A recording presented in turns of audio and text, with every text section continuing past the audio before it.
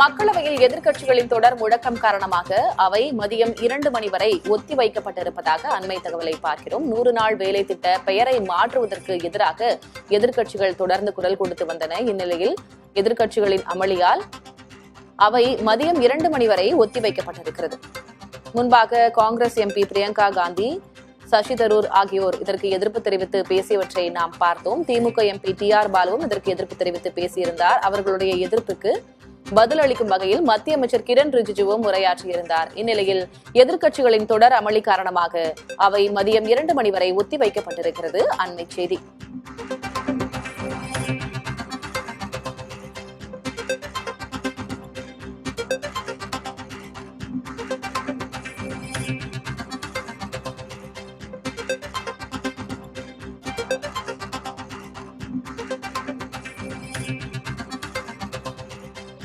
करोड़ रुपया गरीबों के कल्याण के लिए खर्च किए और इस योजना को और मजबूत करने की कोशिश की। इसके पहले कई रोजगार की योजना आई, इसका निर्माण, इसका प्रावधान इसमें किया गया है। और केवल प्रावधान नहीं, माननीय अध्यक्ष महोदय, यूपीए की सरकार ने मनरेगा पर खर्च किए थे। हमने 8,53,810 करोड़ रुपया गरीबों के कल्याण के लिए खर्च किए और इस योजना को और मजबूत करने की कोशिश की। इसके पहले कई रोजगार की योजना आई, इसका निर्माण, इसका प्रावधान इसमें किया गया है। और केवल प्रावधान नहीं, माननीय अध्यक्ष महोदय, यूपीए की सरकार ने मनरेगा पर खर्च किए थे। हमने 8,53,810 करोड़ रुपया गरीबों के कल्याण के लिए खर्च किए और इस योजना को और मजबूत करने की कोशिश की। इसके पहले कई रोजगार की योजना आई, इसका निर्माण, इसका प्रावधान इसमें किया गया है। और केवल प्रावधान नहीं, माननीय अध्यक्ष महोदय, गांव का संपूर्ण विकास करेगा। शरद पवार जी, माननीय अध्यक्ष महोदय, जब केंद्रीय कृषि मंत्री थे तब उन्होंने ही ये कहा था कि कृषि कार्यों के लिए, मनरेगा के काम के लिए मजदूर नहीं मिलते। हमने तो शरद पवार जी की उस चिंता का भी समाधान करने का प्रयास किया है। और इसलिए मैं विस्तार से जब इस बिल पर चर्चा होगी तब अपनी बात कहूंगा, लेकिन मैं फिर दोहरा रहा हूं कि बापू हमारे दिलों में बसते हैं, उनका हम पूरा सम्मान करते हैं। और बापू ही कहते थे राम राज, राम हमारे रोम रोम में रमे हैं, राम हमारी हर सांस में बसे हैं। बिना राम के ये देश नहीं जाना जाता। पता नहीं क्यों जी राम जी नाम आ गया तो ये भड़क गए। महात्मा गांधी स्वयं राम राज्य की स्थापना की बात करते थे और उनके अंतिम शब्द भी हे राम थे। மகாத்மா காந்தி தேசிய ஊரக வேலை உறுதி திட்டத்தின் பெயரை மாற்றுவதில் தற்போது மக்களவையில் கடும் விவாதம் எழுந்திருக்கிறது. மத்திய அமைச்சர் சிவராஜ் சிங் சௌகான் எதிர்க்கட்சிகளின் எதிர்ப்புக்கு பதிலளிக்கும் வகையில் பேசியிருக்கிறார். மகாத்மா காந்தி மீது மத்திய அரசுக்கு மிகுந்த மதிப்பு இருக்கிறது, ஆனால் அந்த ராமர் பெயரை சூட்ட ஏன் எதிர்க்கட்சிகள் எதிர்ப்பு தெரிவிக்கின்றன என்று அவர் கேள்வி எழுப்பியிருக்கிறார். மேலும் ராமராஜ்யம் வேண்டும் என்று கூறியவர்தானே, விரும்பியவர்தானே மகாத்மா காந்தியும் என்றும் அவர் பேசியிருக்கிறார். 100 நாள் வேலை திட்ட பெயரை மாற்றுவதற்கு எதிர்க்கட்சிகள் தொடர்ந்து எதிர்ப்பு தெரிவித்து அமளியில் ஈடுபட்டு வந்த நிலையில் மக்களவை மதியம் 2 மணி வரை ஒத்திவைக்கப்பட்டிருக்கிறது. முன்பாக அவையில் என்ன நடந்தது என்பதைத்தான் நாம் பார்க்கிறோம். மத்திய அமைச்சர் சிவராஜ் சிங் சௌகான் இது தொடர்பாக பேசியிருக்கிறார். எதிர்க்கட்சியினரின் எதிர்ப்புக்கு அவர் பதிலளிக்கும் வகையில் பேசியிருந்தார்.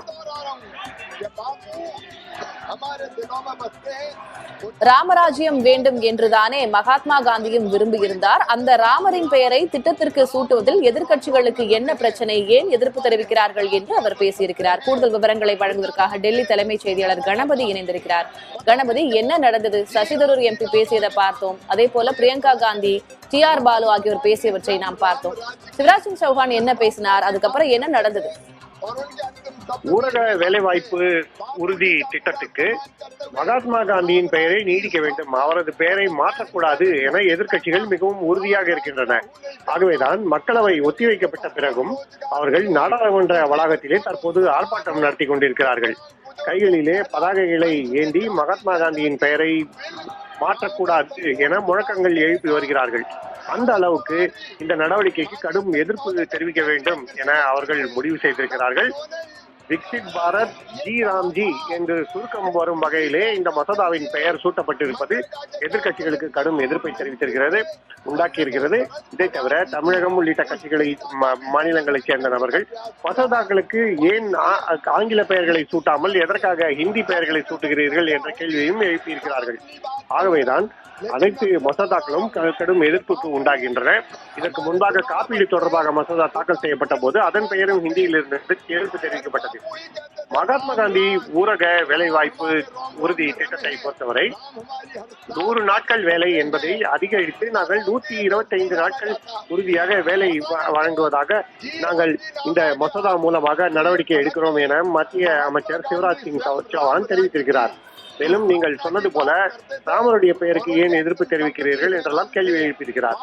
இதை தவிர ஜவஹர்லால் நேரு பெயரிலே இருந்த வேலைவாய்ப்பு திட்டத்தின் பெயரை முந்தைய ஆட்சி மாற்றியது அது ஜவஹர்லால் நேருவுக்கு செய்த அவமானமா என்ற கேள்வியும் எழுப்பியிருக்கிறார். ஆனால் எதிர்கட்சிகள் இதையெல்லாம் ஏற்றுக்கொள்வதாக இல்லை. அவர்கள் சபாநாயகர் இருக்கையை முற்றுகையிட்டும் முழக்கங்களை எழுப்பியும் தங்களுடைய எதிர்ப்பை பதிவு செய்திருக்கிறார்கள். அதன் பிறகு வெளியே வந்து நாடாளுமன்ற வளாகத்திலே ஆர்ப்பாட்டமும் நடத்துகிறார்கள். ஆகவே இந்த மசோதாவுக்கான எதிர்ப்பு நிச்சயம் தொடரும் என எதிர்பார்க்கப்படுகிறது. குறைந்தபட்சம் அரசு இந்த மசோதாவை நாடாளுமன்ற குழுவின் பரிசீலனைக்கு அனுப்ப வேண்டும் எனவும் பல்வேறு எதிர்க்கட்சிகளை சேர்ந்தவர்கள் வலியுறுத்தி வருகிறார்கள். ஆகவே இந்த மசோதாவுக்கு மக்களவையிலே கடும் எதிர்ப்பு கிளம்பியிருக்கிறது. அதே போலவே மாநிலங்களவையிலும் கடும் எதிர்ப்பு இருக்கும் என எதிர்பார்க்கப்படுகிறது. திமுக, காங்கிரஸ், திரிணாமுல் காங்கிரஸ் உள்ளிட்ட பல்வேறு கட்சிகளை சேர்ந்தவர்கள் கடும் எதிர்ப்பு தெரிவித்து முதலில் மக்களவையிலே ஆர்ப்பாட்டம், அதன் பிறகு மக்களவைக்கு வெளியே நாடாளுமன்ற வளாகத்திலே ஆர்ப்பாட்டம் என இதை எதிர்த்து கண்டனங்கள் தொடர்ந்து கொண்டிருக்கின்றன. ஆகவே இந்த மசோதாவுக்கு கடும் எதிர்ப்பு.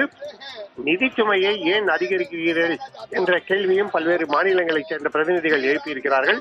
அதாவது திமுக, திரிணாமுல் காங்கிரஸ் உள்ளிட்ட கட்சிகளை சேர்ந்தவர்கள் எழுப்பியிருக்கும் கேள்விகளிலே ஒரு முக்கியமான அம்சம், இதுவரை 100% இந்த திட்டத்துக்கான நிதியை மத்திய அரசே அளித்து வந்தது. அதை குறைத்து ஏன் 60% ஆக்க வேண்டும்?